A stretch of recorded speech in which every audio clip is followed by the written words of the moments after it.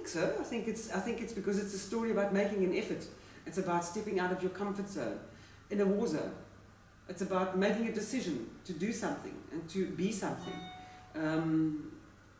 in very, very tense and difficult situations. I mean, you could opt out, you could have decided to opt out.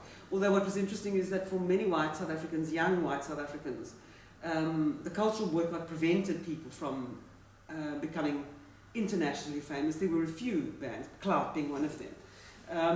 But it was an important thing, the cultural boycott, in order to conscientise white South Africans to the plight of their fellow South Africans, what was happening to them.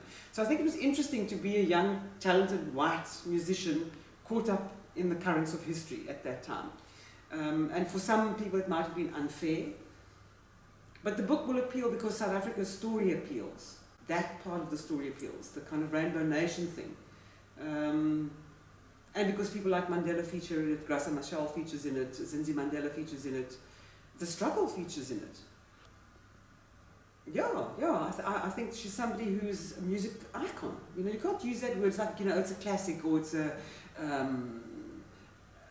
cult classic, or, you know, we use these words quite glibly, but here we have somebody who has a 30-year career, sustained still today, who still performs and still is remembered and loved and revered. So I think it's about an iconic singer with an iconic sound.